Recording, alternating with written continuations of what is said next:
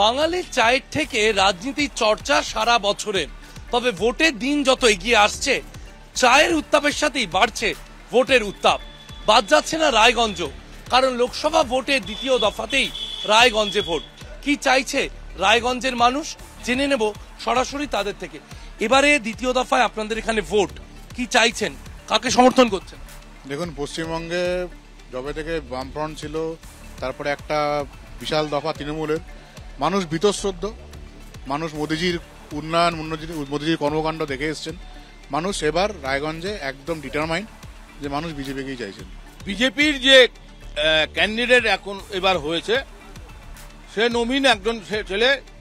এই ধরনের ক্যান্ডিডেটকে দিয়ে সংসদে পাঠানো এত মূর্খামি পশ্চিমবঙ্গের জনগণ করবে না। আমরা দেখেছি বিগত দিনে এখান থেকে কংগ্রেসের দিগ্গজ নেতারা এমপি হয়েছেন, মন্ত্রী হয়েছেন। তার পরবর্তীতে আমরা দেখেছি বিজেপির এমপি এখান থেকে হয়েছে। কিন্তু রায়গঞ্জের যে কষ্ট, সেই কষ্ট কিন্তু সমাধান হয়নি। 294টা কেন্দ্র যখন বিধানসভা ভোট হয়, তখনও আমাদের প্রার্থীর মুখ হচ্ছে মমতা বন্দ্যোপাধ্যায়। 42টা কেন্দ্রে লোকসভা প্রার্থীর ভোট হচ্ছে, তারও মুখ হচ্ছে আমাদের মমতা বন্দ্যোপাধ্যায়। মানুষের যে জীবন জীবিকা, সেটাই বিপন্নের পথে। কার উপর ভরসা রাখছেন এই স্বস্তির জন্য? কার উপর ভরসা রাখছি বলতে, আমাদের তো টিম গেম।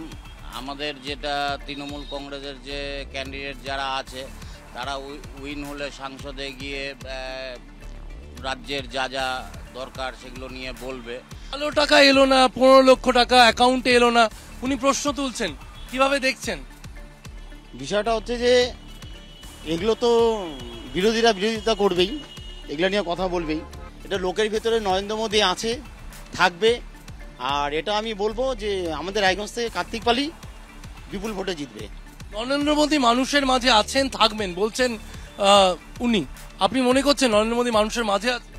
নরেন্দ্র মোদী আছে, বাট বিজেপি নেই, ব্যক্তিতে চলে গেছে টোটাল ব্যাপারটা। পুরো বিষয়টাই চলে গিয়েছে ব্যক্তির ওপর বলছেন অনেকেই। তাই কেউ রায়গঞ্জে মমতা বন্দ্যোপাধ্যায়ের দিকে তাকিয়ে কৃষ্ণ কল্যাণীতে ভরসা রাখছেন, কেউ বা আবার নরেন্দ্র মোদীর দিকে তাকিয়ে তারা কার্তিক পালে ভরসা রাখছেন।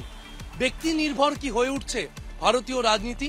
মাঝখান থেকে কংগ্রেসের দাবি যে এখানকার ছেলে এবং রায়গঞ্জ লোকসভা কেন্দ্রের ছেলে হিসেবে তাদের প্রার্থী ভিক্টর আলী ইমরান রামস, তিনি জয়ী হবেন। প্রত্যেকেই প্রত্যেকের দলকে সমর্থন করছেন, তবে চায়ের থেকে চায়ের উত্তাপের সঙ্গে বাড়ছে রাজনীতির উত্তাপ। ক্যামেরায় ভগবান শাহের সঙ্গে শিবাশিস মৌলিক, এবিপি আনন্দ, রায়গঞ্জ।